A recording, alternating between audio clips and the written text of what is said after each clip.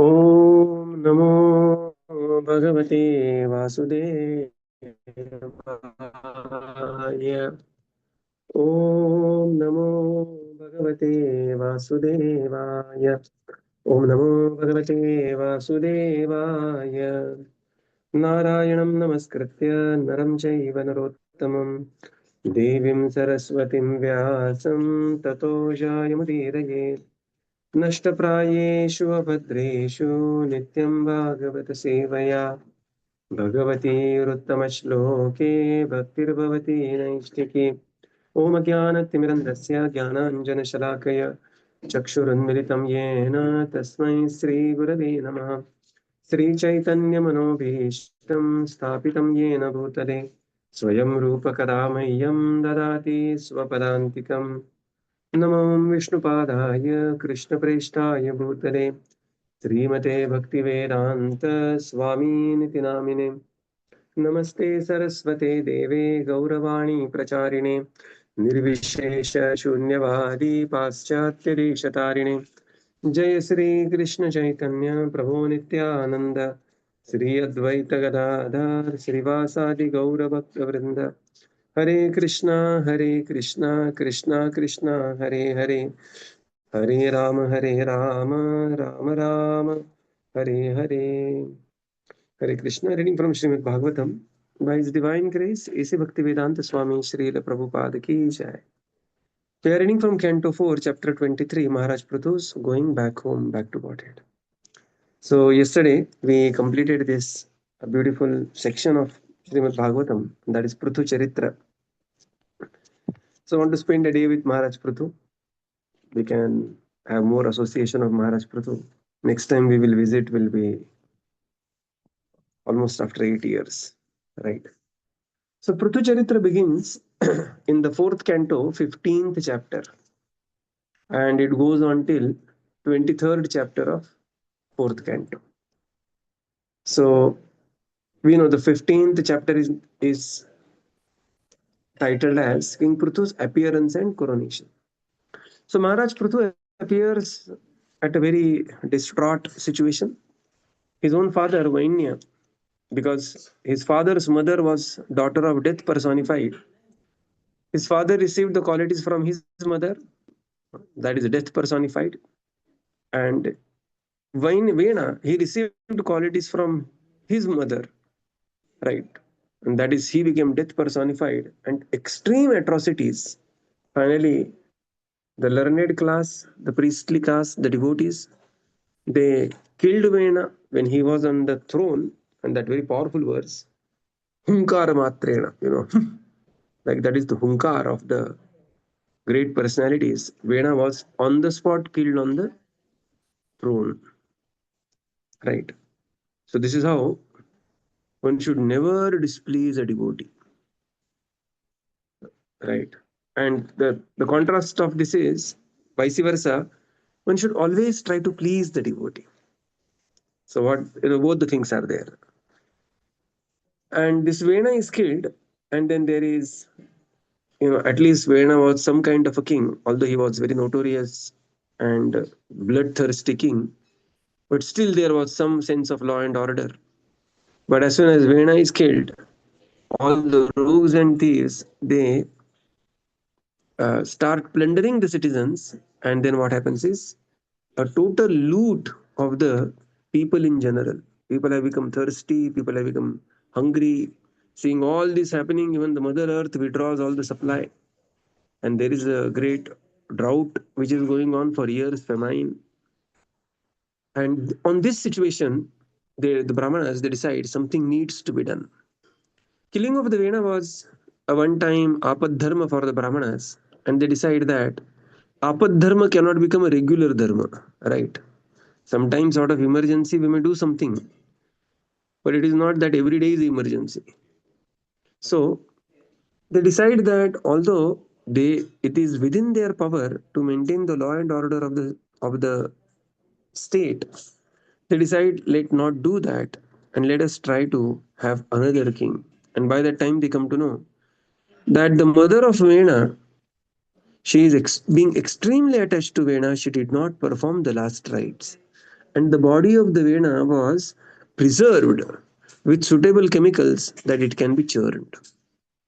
Now, the Prabhupada writes in the purport that the science of churning the body, churning the dead body to receive and form, and give birth to the humans is yet unknown. Of course, now modern science is making some progress towards it. Stem cell therapy and other things like that. And these great Brahmanas, they began to churn the body of Vena, and from the body of the Vena, the churning the two arms of the king of the Vena, the male and female, appear. So before that, there is appearance of Bahuka. Bahuka is the sin personified, and he is considered as the father of the Nishada race. And he is famous for having descendants which are very, very sinful up till Kali Yuga. But in Kali Yuga, the potency of the holy name, the potency of the Lord and his devotees is so powerful. Kirat Hunandra Pulinda Pulakasha, Abhir Shumbha Yavana Khasadaya, Yenne Papa Yad Apashraya Shreya, Tasmai Prabha Vishnave Namaha. Right. So, by the mercy of Chaitanya Mahaprabhu, Nityanand Prabhu, Panchatattva, and specifically carrying that mercy of Srila Prabhupada, there is no bar, there is no uh, discrimination in the process of awarding the spiritual knowledge. So the sages churn Vena's thighs to produce Bahuka, and they begin to churn the two arms of the king Vena, and then there is beautiful appearance of male and female personality. They appear, a divine couple appears from this body of sinful Vena, and they are Maharaj Prithu and Samradni Archi. So, and the sages immediately looking at the bodily symptoms of these personalities, they realize they are the partial representation of the Lord and the eternal consort, Lakshmi. They both are the Shaktiavish avatar. And thus, appearance of this couple is celebrated by Devatas. And Brahmaji comes, and Brahmaji also confirms that yes, Maharaj Prithu is a Shaktiavesh avatar. Right. And then, all the demigods, they are so very pleased. And everybody begins to offer, there is a coronation of Maharaj Prithu. And everybody begins to offer different presentations, different paraphernalia. They began to sing the splendor of Maharaj Prithu. And there is a big list of different personalities offering different gifts to Prithu Maharaj. Right? Like Kuvera offers the royal throne, Varuna offers the umbrella, Vayu offers the chamara, Dharma personified offers the flower garlands which never fades, Indra offers the excellent crown, Yama offers the scepter, Yamadanda, punishing rod, Brahma offers the armor of spiritual knowledge, right? Saraswati offers the transcendental necklace. Lord Hari, he is also present. He offers him the Sudarshan Chakra, expansion of Sudarshan Chakra. And Lakshmiji offers imperishable opulence. Like this, there is a big list of everybody appearing there and awarding different gifts to Maharaj Prithu. And Maharaj Prithu, what happens is the great personalities, they began to, especially the Brahmanas of the society, they began to glorify Maharaj Prithu.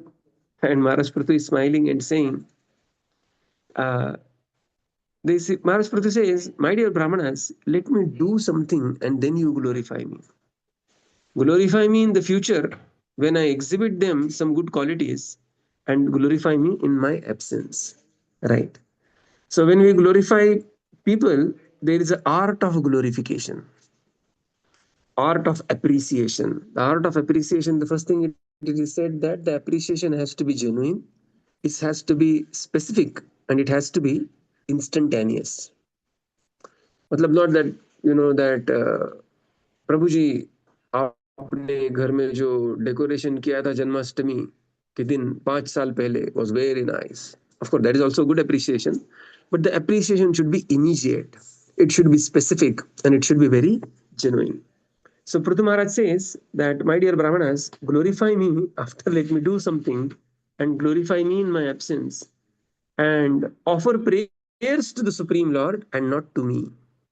Here, although the very great honorific are appropriately used to describe the personality of Maharaj Prithu. Maharaj Prithu, always the L, Lord Prithu, L is small because he is a Shaktiavish avatar, he is Jiva Tattva.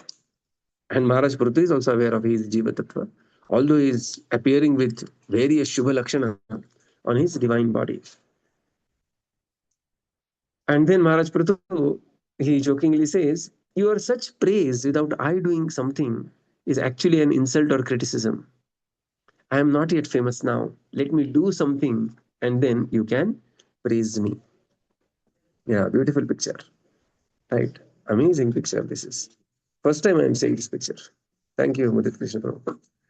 So this is Vena is, and you can see Bahuka from the thighs of Vena. It's being churned. Bahuka is being churned, and now they are churning. The arms of the Vena and the entire body of the Vena is being churned, and there you will see the personality coming ahead. Right. So this was the 15th chapter, and then not accepting this request or accepting this request reluctantly, the bards began to glorify Maharaj Prithu. They are very pleased with the humility of Maharaj Prithu, and they continue to glorify him, for they had the taste for glorifying the activities of the devotees. And they were also encouraged by the sages. So although Maharaj Prithu is saying, "Oh, don't glorify me," but here Maharaj and all the sages say, "No, no, no, you go ahead. Continue with your glorification." Is Maharaj Prithu. And thus King Prithu is being glorified. In the 16th chapter we are now. And here King Prithu manifests the different qualities of the Devata. There is a big list of the qualities and the praise dharma and acts like the Devata. His actions are compared with the demigods because they were so straightforward and bright in conjunction with the Shastra. And then there are various qualities of Maharaj Prithu. They are again being mentioned. So text 15 to 19 of 16th chapter, they describe various qualities of Maharaj Prithu. And then there is a prediction that this great personality, Maharaj Prithu, what will be his future activities. So when all this is going on, this is the 16th chapter, praise of King Prithu by the professional reciters. 17th chapter describes Maharaj Prithu becomes angry at earth. So, in a way, actually, the Prithu Charitra is over here only. But Vidura, he inquires. Vidura says, "My dear Maitreya Muni, what are those very specific activities which are glorified by these bards? Please explain to me in detail. I am not in hurry." And then, Maitreya Muni continues. And Maitreya Muni describes that when Maharaj Prithu was reigning, actually, when he was ruling the earth had withdrawn all the supply of minerals and the supply of all the greens within herself because of the atrocities of King Vena. And this made the citizens literally go starve. And people sometimes, see some Uganda children pictures where they are like, you can literally count every bone. So citizens were just like the skeletons moving around. And when Maharaj Prithu saw their condition, he took a great compassion on them. And these hungry citizens, they approached Maharaj Prithu and submitted their petition. And Maharaj Prithu contemplated for a long time and finally concluded that it is the earth that is the responsible for the starving. And and Maharaj Prithu takes his very celebrated bow and begins to shoot at earth, and earth takes the form of a cow and she started running, and Maharaj Prithu is chasing Mother Earth in the form of a cow. So Maharaj Prithu chases Mother Earth everywhere, earth personified everywhere, and finally she turns to him, and earth says that you cannot just kill me like this. You are knower of a dharma, and I'm taking shelter of you, and you are famous for giving shelter to the devotees. You are merciful, I am poor. And not only that, I am sinless. And on the top of that, I am a woman. I am a woman and I have taken a form of a cow. So by all this, you are not supposed to kill me. And but Prithu is so angry. It is a very rare instance. Prithu becomes angry only two times, one here and other at Indra. And he says that despite offering your accepting your share in the sacrifice, you did not reciprocate. So Bhagavad Gita mentions that how devatas they are supposed to reciprocate with the human beings parasparam bhavayanto.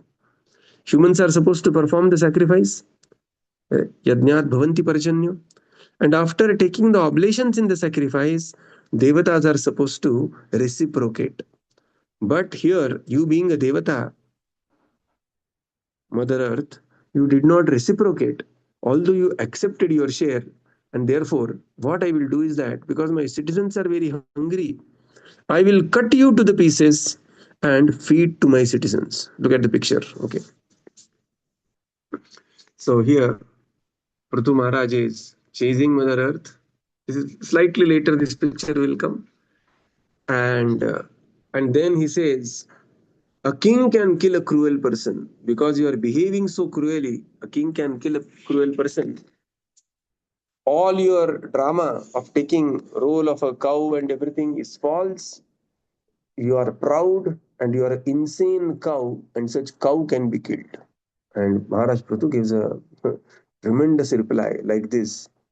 And then Mother Earth, she sees the when she sees the anger of Maharaj Prithu, she begins to offer prayers to pacify Prithu Maharaj. She says, my dear Maharaj Prithu, I am part and parcel of you. Being the creator, how can you kill me? Now you are the maintainer and not the destroyer. You are supposed to maintain the citizens. In a way, I am also your citizen. I know, being the Shaktavish avatar, you have your inconceivable plans and you have different varieties of the energies.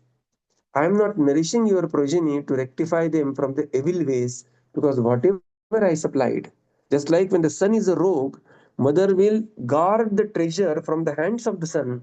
Similarly, because your father was a rogue, Vena, and therefore I was just guarding all the treasures which are actually meant for the citizens from your father. It is not my fault. But if you kill me, you will lose your fame as being a charitable person.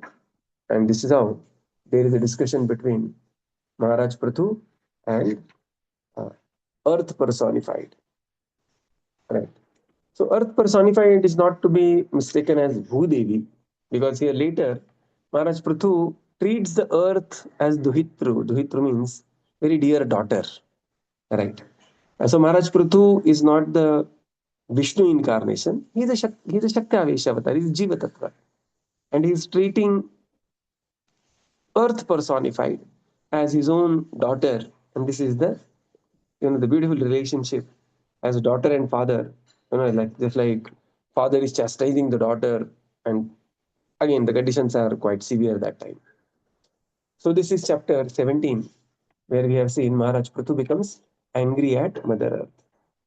Then we come to chapter 18. Prithu Maharaj milks the planet Earth. Right. So planet Earth, Bhumi personified, she advises Prithu Maharaj how to milk. And and she says just like the cow will give the milk when the calf is present. Similarly, you can milk me in so many different ways, and you have to make a suitable calf, right? So because she has already seen Prithu is not still satisfied, Earth began to speak, and she said that by following the prescribed methods, anyone can achieve desired results and not otherwise. Although the condition is precarious, your citizens are just like skeletons. You are extremely angry, but there is a prescribed method to obtain desired result. Right? There is a prescribed method to obtain desired result. And then Earth, she begins to explain the reason behind hiding the seeds. That all the seeds, herbs, and the grains, they are being used by the non-devotees, devoid of the spiritual activities, and thus I am not being properly protected and respected by the kings. and therefore, and she has King Vena in the mind. And after the Vena, who was the ruling? All the rogues and thieves were ruling. And therefore, she says, I had actually hidden all this great treasure. But there is a way to take the seeds out by the standard method. Make me level to conserve the rainwater. And this is how, take the seeds out. She explains the standard method. She says that level the field and let there be water by the grace of Indra, so that the water will remain on the surface of the earth during the rainy season. And then this will be auspicious for all kinds of different food production. And then she advises Maharaj Prithu how to milk her. So Maharaj Prithu is very satisfied by these pleasing words, Priyam Hitam, beautiful verse that is 7 4.18.12. And he begins to milk, the Mother Earth. And Mother Earth says, just like the cow is very pleased when she sees the calf in front of her. By the affection towards the calf, the cow is very pleased and gives abundant milk. Similarly, my dear Maharaj Prithu, to milk me of different ingredients, make a suitable calf. And then there is a big list of who all became the calf and what was being milked and what was the pot. Prithu was the milkman, Swayambhu Manu became the calf, the hands were the pot, and the herbs and the grain seeds were obtained. The sages became the milkmen, they made Brihaspati into a calf. The pot were the senses, and the senses they accepted the Vedic hymns. Devatas, they became the milkman, they made Indra into a calf. Indra was here as a calf. And they had a golden pot to collect somaras, the nectar, the nectarine beverage at the heavenly planet. Then the Daityas, they are also part of, the progeny. They made Prahlad into a calf and they had an iron pot and they, milked liquor from Mother Earth. And like these Gandharvas, Apsaras, Pitaras, Siddhas, Kimpurushas, Yakshas, the birds, trees, mountains, they took their turn, made specific personalities into a calf, had a suitable pot, and they milked different things like different siddhis, the art of flying, the mystic power, delicious juices, minerals, so on and so forth. And then this is how Prithu developed a great affection for Earth as a daughter. So no enmity is eternal, right? We come back. No enmity is eternal. So just the previous chapter, Maharaj Prithu was extremely angry at Mother Earth. And now Prithu, he became very satisfied, very pleased the way Maharaj Prithu was. And he accepted Earth as a daughter. And then he established, and then there is further town planning by Maharaj Prithu. That Prithu made earth flat, founded many towns and cities, and cared for the citizens as a father. Prabhupada writes in the purport, there is a misnomer thinking that the town planning and city planning started in the European countries. No. In fact, if you read the history in more detail, London was established by the wealth of Indian merchants, right? The Saptagram and many other rich merchants from Kolkata, they lended some money to the viceroy, and the parts of the London were established. So, so this is how we have seen the summary of three chapters here. Chapter 15, King Pruthu's appearance and coronation. Chapter 16, praise of King Pruthu by the professional reciters. Chapter 17, Maharaj Pruthu becomes angry at Mother Earth. And chapter 18, Prithu Maharaj milks Earth planet. These four chapters we have seen. We will spend one more day. So, is there any question or comment? You are most welcome.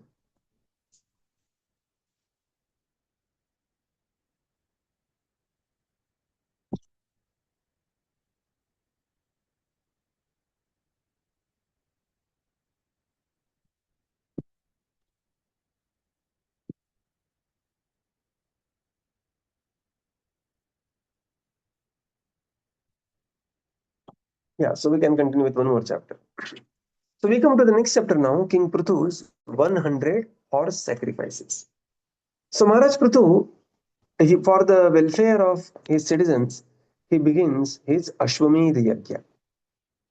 And it is like with every yajna, the citizens are receiving, their share of abundance, prosperity, and Maharaj Prithu is so happy, performing one yajna after another. And Prithu, he begins the yajnas and he performs 1, 2, 3, 4, 5, 6, 7, 8, 9, 10, and continues up till yajna 99. And finally, he begins his 100th yajna. Although everybody is very satisfied, Devatas are very satisfied, the Supreme Lord is satisfied, Praja is also very satisfied. One person is dissatisfied. And who is he? He is Shatakratu, performer of 100 yajnas. And that is Indradev. Indradev begins to feel the heat and he feels that if Maharaj Prithu performs the 100th yajna, he naturally becomes qualified to become next Indra. He may dethrone me and therefore somehow or other I have to stop this yajna. Just like, Israel and US, of course, I mean, the ways and means are always doubted and questionable. They are trying to stop another country from making the nuclear weapons. Okay, right. So they decide to. So here, Indra he misjudges, the personality Maharaj Prithu, and he wants to stop the 100th yajna. And all these yajnas are attended by Lord Vishnu and many other exalted personalities, and various gifts are being offered. But now the 100th yajna, when it begins, Indra, he begins to find some fault. He wanted to create some vigna, some difficulty within the yajna. And what he does is, he steals the horse. There is Ashwamedh Yajna who is supposed to travel place to place and come back to Yajnasthali. Ashwamedh, this Ashwa will be given in sacrifice in front of everybody's eyes. This Ashwa will receive a human form of life, or at least a new life as Ashwa, and will come out of the sacrifice. And these are the technicalities of the yajna. And therefore, what Indra does, he simply begins, he starts stealing the horse. So Prithu's son, Vijitashva, he defeats the Indra, conquers the horse, and comes back.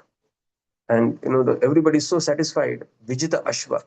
You know, every time Indra is stealing the horse, Bhrigu, he understands, oh, it is Indra. And by the time they again bring the horse back to the Yajnasthali, again Indra steals the horse. And he takes a different form of a mendicant and again runs away. And as soon as Maharaj Prithu's son, very, very highly cultured personality, the way he was, as soon as he sees a sannyasi in a different robe, he immediately offers obeisances. And by the time he gets up, Maharaj, this Indra is disappeared with the horse. Again, So when this happens again and again, Maharaj Prithu becomes, and all this Indra is doing in the dress of a false sannyasi. And by doing like this, Indra is creating the future apasampradayas which will be populated in the age of Kali specifically. Right. And then Prithu, he becomes extremely angry at Indra and he decides that he will personally go and chastise Indra.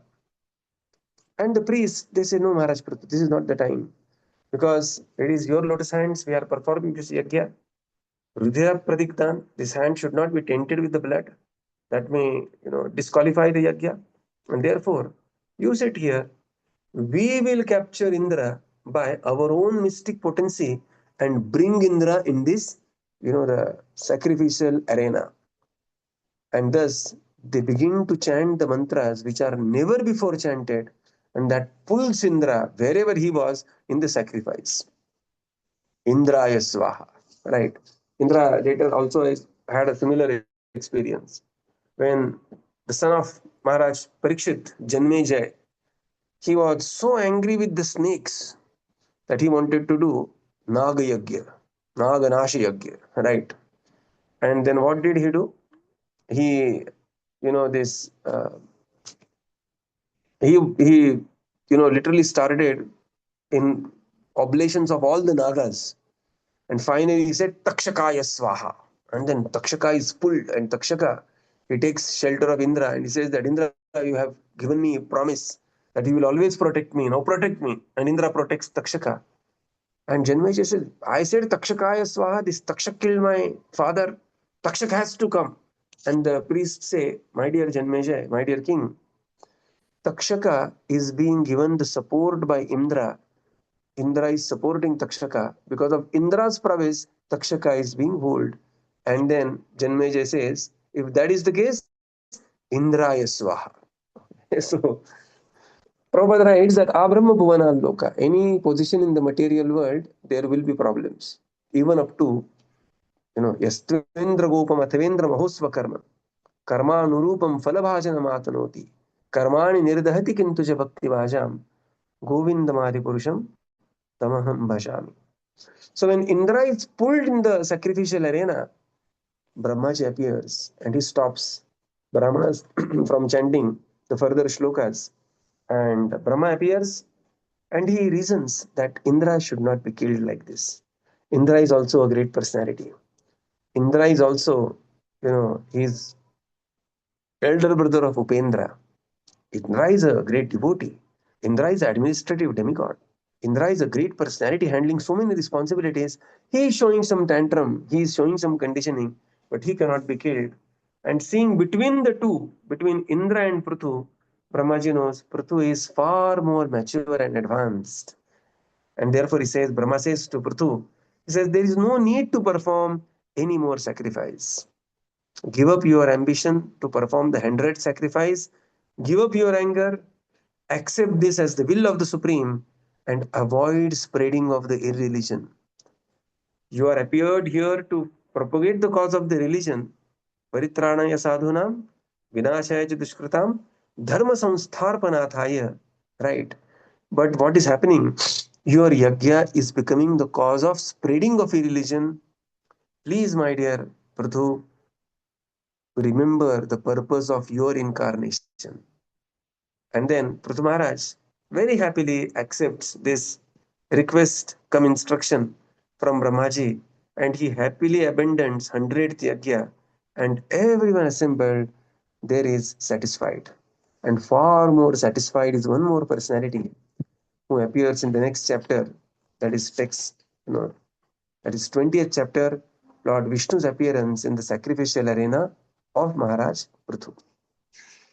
So Prithu Charitra, there is a 3 times mention that Prithu Charitra is to be read 3 times. We have already read line by line. Of course, within the reading the line, we are already the revision. What we do is that again just read the parts of the purport. So we are again revising, and later we will again revise Prithu Charitra. So we will also read Prithu Charitra 3 times. One detailed, one synopsis, and one abstract, super short. So this is how we will also read Prithu Charitra 3 times. So we will conclude here and continue tomorrow. Srila Prabhupada ki jai, Gaura Bhakti Padrinda ki jai. Thank you, Prabhupada. Thank you, everybody. Hare Krishna. Hare Krishna. Hari Bol. Thank you, Prabhuji. Hare Krishna. Thank you, Prabhuji. Hare Krishna. Hare Krishna. Hare Krishna Prabhupada.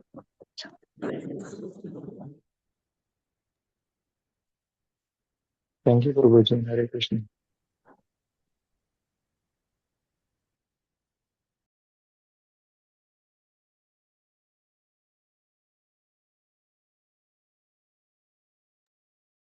Thank you, Prabhupada. Thank you, Prabhuji. Hare Krishna. Dandot Pranam. Thank you, Prabhupada. Thank you, Prabhuji. Thank you, everyone. Hare Krishna.